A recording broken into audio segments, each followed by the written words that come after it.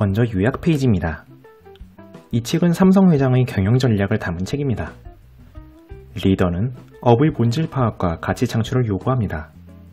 조직은 목표에 따른 해처 모여와 뚜렷한 평가 지표가 있어야 한다고 합니다. 전략은 핵심만 집중해 개선을 넘어 혁신을 하라고 합니다.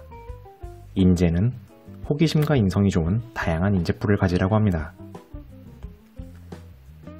책 초격차, 삼성 회장이 인문학자와 질문 답변을 정리해 출간한 책입니다. 저자는 삼성전자 회장 권오연으로 삼성은 이건희 회장으로 아는 사람이 아직도 많지만 현재 실제 회장입니다. 삼성전자는 2018년 12월 이후 2회장, 4부회장, 9사장 체제입니다. 그룹 전체로 봐도 회장급은 3명에 불과합니다. 2017년 역대 최대의 실적을 내고도 권오연 부회장이 사퇴 의사를 밝히자 오히려 사장단은 그를 회장으로 승진시켜 그룹의 총수 역할을 맡깁니다. 집필자는 연세대 신학교수 김상근으로 그리스 로마, 르네상스기 등을 주로 특강하며 삼성과 인연이 닿게 되었습니다. 목차는 4부로 리더, 조직, 전략, 인재를 다룹니다. 목차별로 부제목이 있습니다. 먼저 리더입니다. 저자는 본성 1, 훈련 2로 생각합니다. 본성은 성장 과정이 만든 집안의 영향력입니다. 본성과 훈련으로부터 얻어지는 덕목을 7가지로 정리하되 고루 갖춰야 한다고 합니다. 저자는 좋은 조직을 자율적이고 협력적이고 문제를 드러내는 조직으로 봅니다. 4가지 레벨의 리더는 각각 휴식, 재교육, 교체, 제거가 필요하다고 합니다. 조직은 생존과 성장을 넘어 가치를 창출해야 합니다. 최고와 최악의 리더는 당대가 아니라 다음 세대에 쇠망하느냐에 따라 달려 있습니다. 조직은 언제나 시대의 유행, 정권, 세계의 변화를 마주합니다. 정보의 공유, 불필요한 일의 제거, 성공 스토리의 확산을 변신의 요소로 강조합니다. 회사가 임원에게 요구하는 건 시간이 아닌 실력입니다. 머리는 바쁘되 몸은 바쁘지 말라고 합니다. 대기업은 똑개, 중소기업은 똑부가 되어야 합니다. 의사결정은 출발점과 결승점을 파악하는 것에서부터 시작합니다. 개방적인 자세로 여유를 가지고 수익 극대화와 미래 대비는 잡을 수 없는 두 마리 토끼라고 합니다. 다음으론 조직입니다. 인사팀이 짜준 조직도에 사람을 채우는 것은 주객전도라고 합니다. 부서명과 역할과 책임을 단순 명확하게 상사 1명당 부하 20명 정도가 적당하다고 합니다. 부서의 목표에 따라 조직 구성을 먼저 하라고 합니다. 그것이 공석이어도 말입니다. 조직의 구성, 안정 단계에 따라서도 인재의 선발이 달라집니다. 조직의 인덱스, 즉 평가 지표가 매우 중요합니다. 실적이 좋지 않은 회사는 부서와 자원이 분리되고 소통이 단절되는 것에 있습니다. 이러한 사일로를 파괴하기 위해 인력을 교차 배치할 경우 성공 확률은 3분의 1에 불과합니다. 또한 새로운 조직에 극단적인 과제를 주어주는 것도 사일로 파괴하는 방법입니다. 종기원의 프로젝트 3분의 1만 남기고 저자는 모두 폐기한 바가 있습니다. 연구 완료 뒤에 양산이 가능하냐에 따라 선도, 추격, 기존 코드와 3분할을 합니다. 박사들을 현장 배치하며 언제까지나 사관학교의 교관으로 남지 말고 실전의 장군이 되라고 저자는 당부했습니다. 평가지표에 생산량만 본다면 악성 재고가 쌓일 것입니다. 매출과 이익의 양질을 모두 고려한 인덱스를 꾸준히 조율해 나가야 한다고 합니다. 성과에는 돈을, 역량엔 승진을, 매출의 증가는 성과이므로 매출의 증가로 승진을 시키지 말라고 합니다. 처벌의 경우 사회법을 어길 경우 무관용, 경영이 실패했을 경우 축구를, 임원과 보직 간부는 야구룰이라고 합니다. IT가 없던 시절에 생긴 회의 문화는 저자는 보고 형태는 없애고 간담회만 남깁니다. 사전 준비 없이 10인 이하가 필요 주제를 자유롭게 토론하는 방식입니다. 이럴 경우 참석자의 실력도 드러납니다. 회의를 해야 한다면 지시보다 질문을 하고 정시해야 하고 회의를 위한 회의를 하지 않아야 합니다. 모두가 꼭 의견을 하나씩 내되 왜 그렇게 생각하는지를 꼭 밝히고 의견이 서로 충돌할 경우 시간을 두어 다음에 회의하면 됩니다.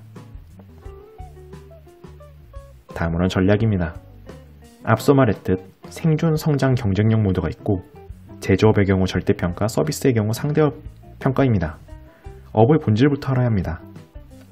핵심 역량 외에 모든 가치를 버려야 하고 부서와 프로젝트를 없앨 때는 씨를 말리듯이 없애서 미련을 없애라고 합니다.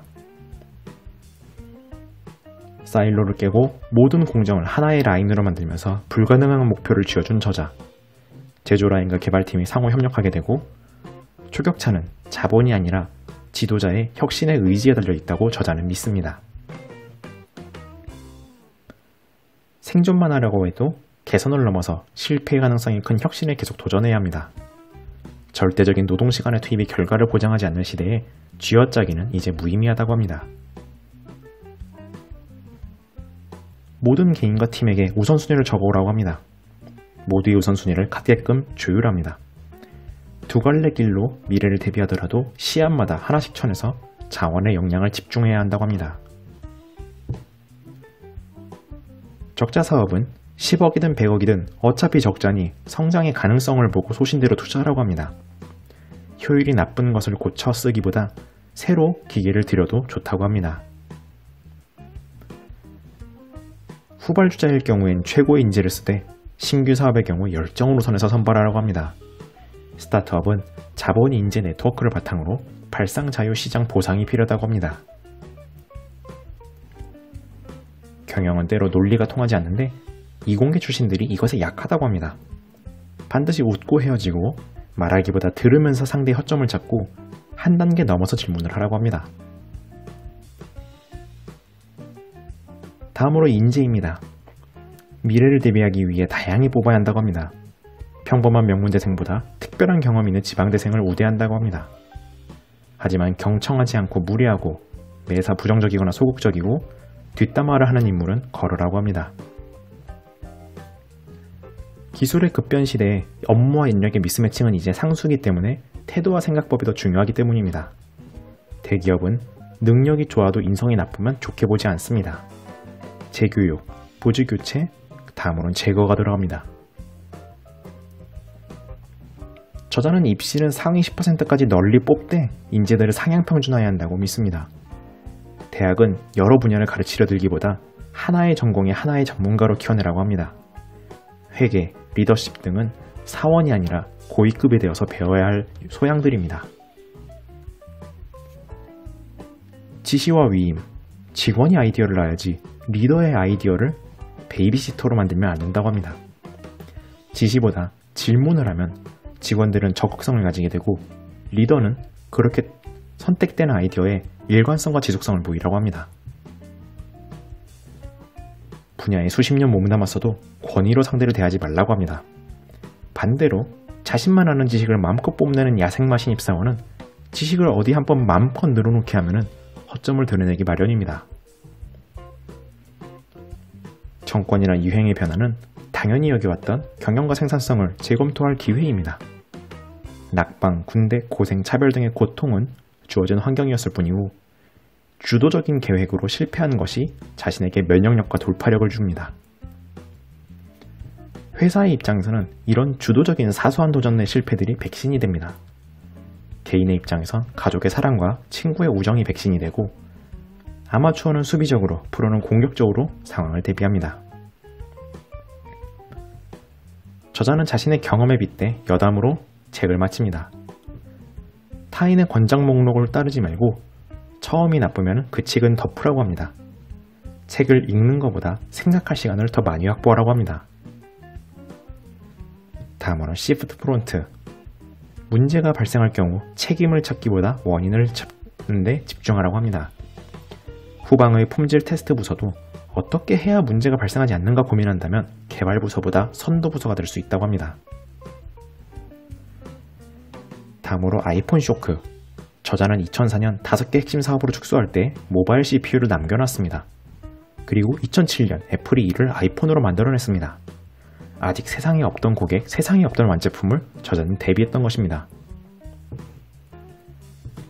저자는 입시에 실패해서 겸손을, 사업부서로의 전배는 공격적인 호기심을, 후배의 상사 발령은 평소 말해왔던 원칙들의 실행이라는 언행일치를 배웠다고 합니다.